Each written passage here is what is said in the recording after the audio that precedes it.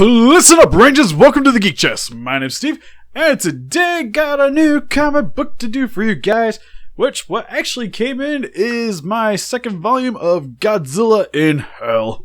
Which you might notice that the cover's a little bit weird for this one, because this is actually the subscription cover, which I think looks really awesome, very comic book oriented.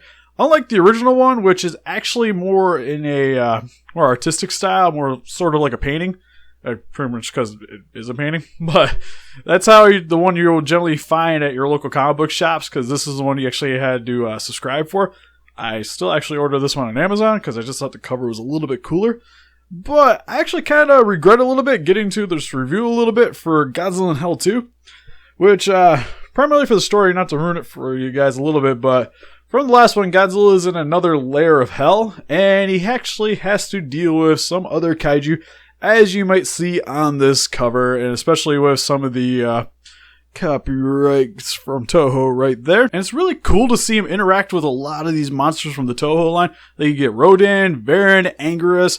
One I'm not going to ruin for you guys, but it is awesome. And it's very different than what we got with the first one, which with the first one, he's kind of just more of unsure of where he's at and just kind of interacting with hell. On this one, he's more full-blown just demolishing his way through it, which is actually really sweet. But one thing I want to start with is the art style, which is actually totally different from the original because it's a different artist, which this one was done by Bob Eggleton, I believe? Yes, Bob Eggleton. And it's actually really cool what he did with it, because in the first one, it was very comic booky, pretty much what you would expect to see in a comic book. But it still had some kind of like dark elements because, again, the setting. But for this, it's actually done more like a painting. Like, especially with a lot of the inspiration, especially like when you get the comic and get to the end of it, he actually tells you a lot of his inspiration, which is a lot of these 17 and 1800 painters that did a lot of their own depictions of hell. And he kind of took that and just put a Godzilla spin on it, pretty much. Which it looks really awesome. Like, I actually love it a little bit more than what we got with the first one, because even though I do usually prefer a more comic book kind of style for these, but with the art, it actually really helps to translate into hell. Because back in college, I actually took an art history class, which actually a lot of the panels in this comic book actually remind me a ton of those paintings from back then. And I think it's just really cool what he did with it. And to be honest, it just looks more like hell than what the first one actually did. Because the first one did a pretty good job of translating hell, but this just literally feels like Godzilla is in another realm. Because I think just paintings in general just help to translate hell a lot more than your standard comic book art, and I really love the idea of going with this for this comic. Another thing I actually really like about this comic too, compared to the first one, is there's actually some dialogue, and what I mean by dialogue is there's actually a narration for the entirety of the comic. So it's not like the first one where it's just kind of like you're just looking at a bunch of pretty pictures and then you're just kind of done with it after that.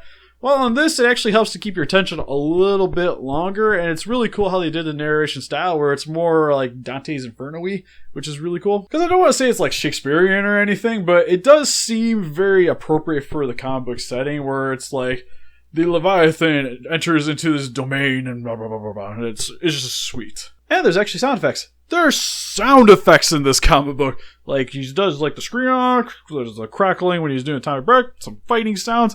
Like, it's just, miss it. And just so you guys, again, because I don't want to ruin this comic book for you guys if you guys want to pick it up, so I don't want to show any real pictures from the comic book, other than what you would see on, like, more normal, like, Amazon trials or whatnot. So I'll show you guys the first page, which is just pretty much this right here, where you kind of get, like, the overall style that they were going with, which looks fantastic. And I don't want to show you guys more because I feel like, especially with it just being like a normal comic book, it kind of ruins it for you guys.